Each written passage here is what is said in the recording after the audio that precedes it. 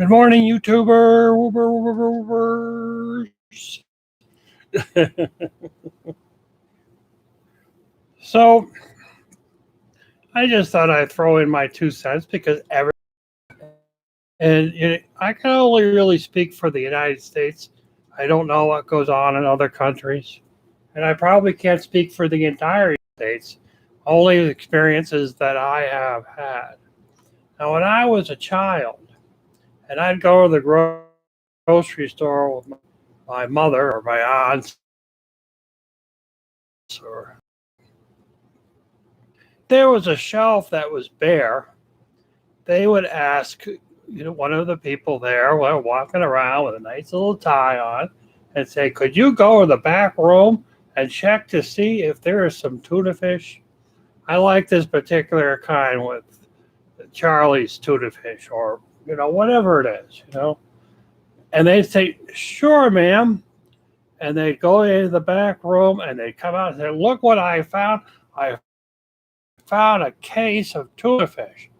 How many cans would you like? That was the way it was years ago. That's not the way it is anymore. There is no back room to the grocery store. If there or a place for the pallets to come in from that night before, but there is no storage room in the back of the store. So the store would basically be a huge building. Half of it was for the customers. The other half was to stock supplies that would go on the shelf.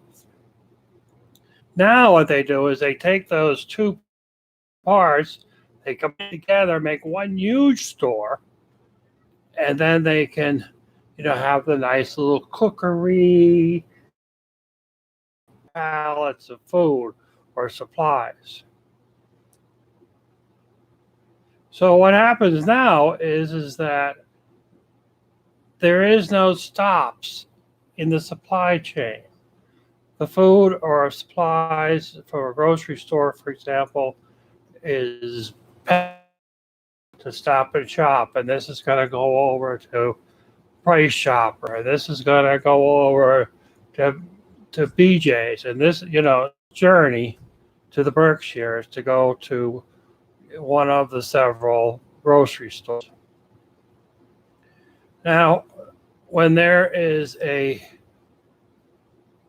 such thing as like a snowstorm, when there's a snowstorm predicted, people stock up on things that they need because they wish to have it and they know they can't get out of the house to go grocery shop.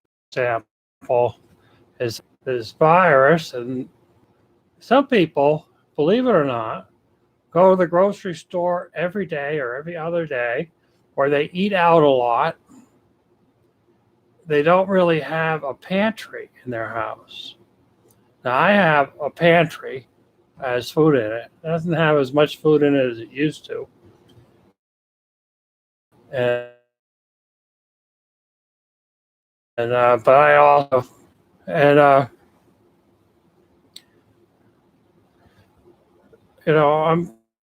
I'm well enough here for myself, but I'm a prepper.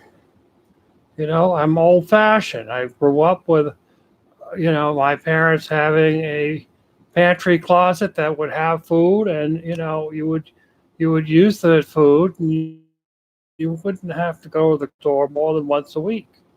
That was a norm. I have a freezer that I have extra food there so that I can access that if I need to. But many people have freezers, but they don't have usable food in it. They might have a pizza in there. So I don't know. I don't know what people have in their freezers. Excuse me. And that's what the problem is in this particular circumstance, is that people who normally would go out shopping every other day or go out to dinner. I mean, that's really the big thing, because so many people would go out to restaurants every day for lunch and for breakfast. They'd go through McDonald's in the morning, or Burger King for Dunkin' Donuts to get their breakfast. They wouldn't keep food in their refrigerator for breakfast. There might be some cereal and some milk, but they may not have a full complement of food for breakfast for everybody. Some people don't even eat breakfast. So, it's a different kind of a situation where they're staying home and they have to prepare their own food. They have to prepare their own lunches unless they're in a place where they can get delivery to their home from local restaurants. I'm not particularly one of those. People don't deliver to my town very easily.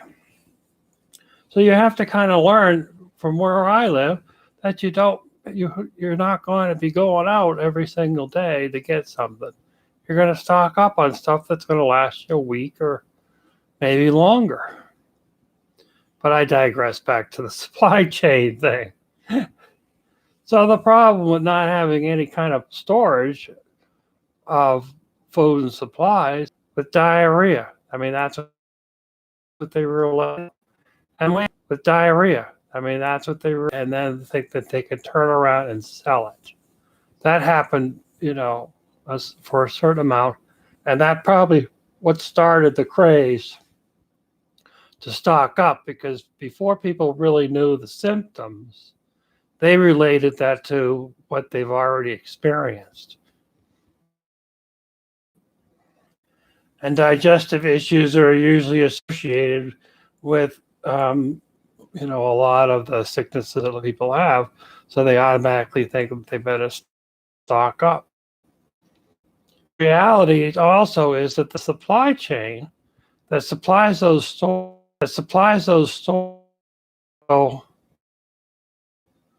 when the run on it, pardon the pun, there was a run that we ran out. And everywhere, people were willing to pay, a significant more money. Even if you go on Amazon, paper from somewhere, and now they're selling it, but they can't sell it at that dirt cheap shipping price that they have for Amazon uses for their own supply chain themselves. And needs to say that Amazon can't handle that extra. They do have the warehouses. They have warehouses all over the country and probably the world, but they can't. When people start ordering online, they couldn't keep up with the supply either. Excuse me. Oh, I have a frog in my throat. And that's basically all it is. How are you, boss? I'm doing great. I am doing fantastic. And just in case, too, I don't usually have people on my it's a whole new thing. Well, that's kind of what it's just a crazy thing. I'm consider myself a prepper. I try to think about things. And if you have flashlights in your house for occasional power failure, you're a prepper. It's just a question of how much you're going to store it on. You just have to have enough of what you need for 2 weeks. It's 2 weeks, although this is kind of an extreme.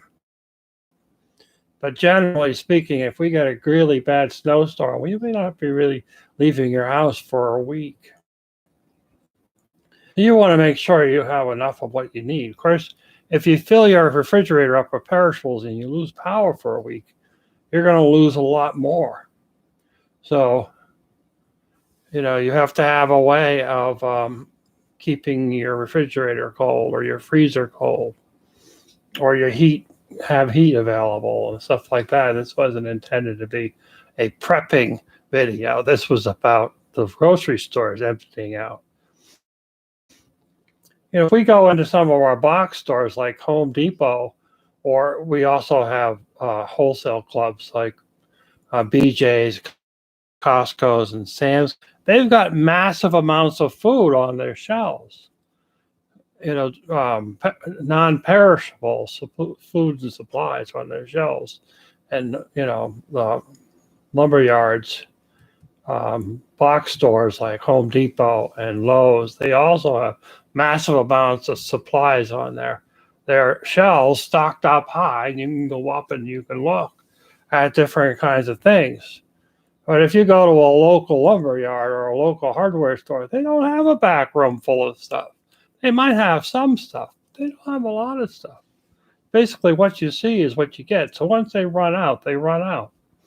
So a local hardware store here is puts out a thing on Facebook. We have toilet paper limited two per person, or we have um, face masks, which are really hard to find. But yeah, I mean, this is what we've created for ourselves, that we don't have enough storage. You know, storage is money. So why stock up storage?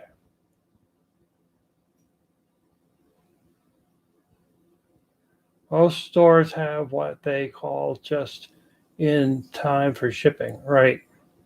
And they just can't be bothered with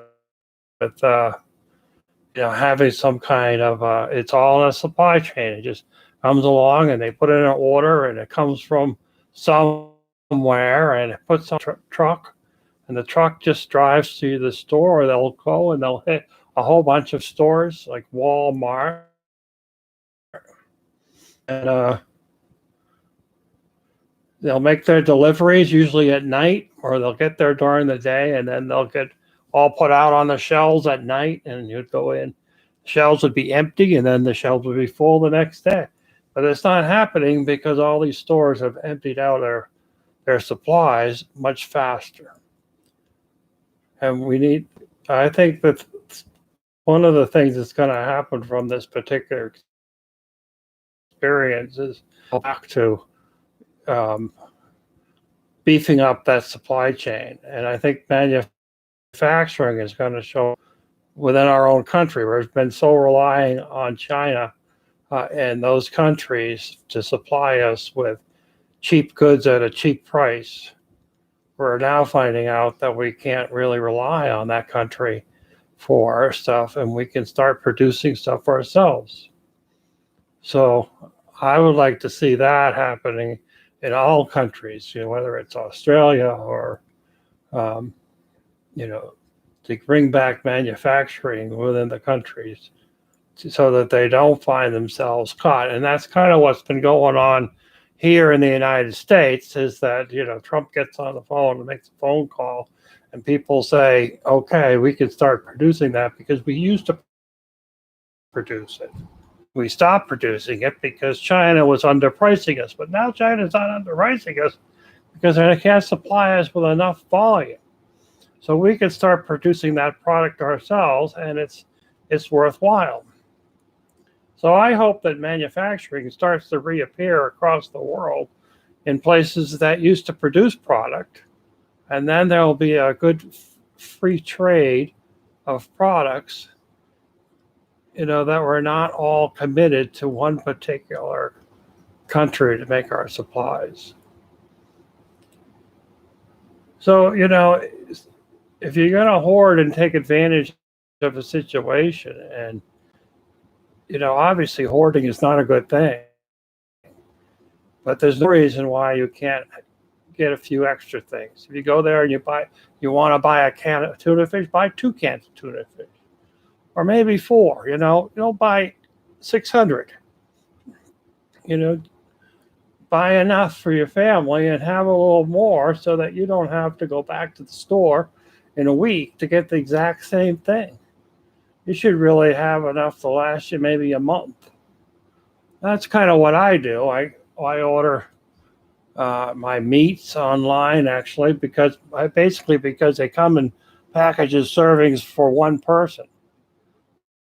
Sometimes 2 people. I don't have to open up a package, that has 10 pieces of meat in it, and then, worry about bad before I can eat it all. And the same thing with other stuff that I have in the house that I can order from various places. I get my bread come from Wisconsin, wherever Wisconsin is. It's out in mid central United States somewhere, and I get this wonderful bread. I'm not going to tell you who it is because I don't want you buying them out, and not be I won't be able to get it. But it's a sprouted grain bread, and it's really good, and it's low in sodium, and it's very healthy, and it'll come frozen. I just put it into the freezer, and and then I have bread for usually a while, a month or so. I also barter the bread with my daughter, and I'll exchange with something that she has that she picked up for me, and I'll say, "Well, I'll give you a loaf of bread for it," and she'll say, "Fine," because she knows she really loves the bread too.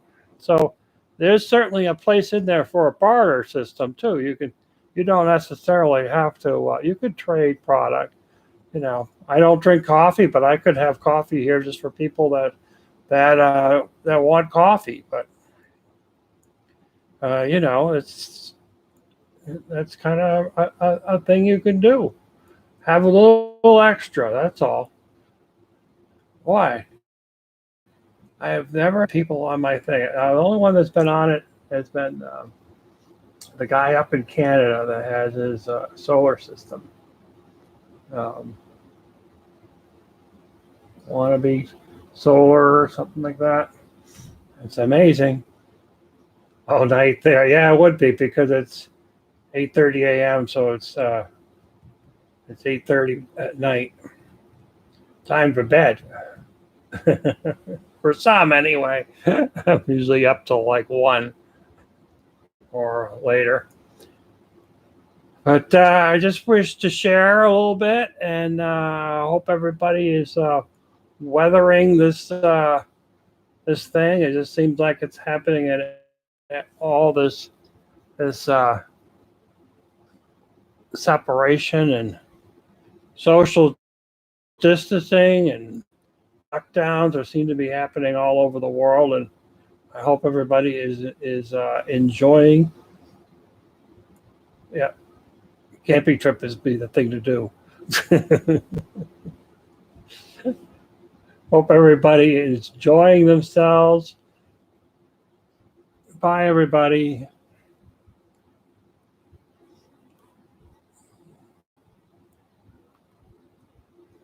Bye bye.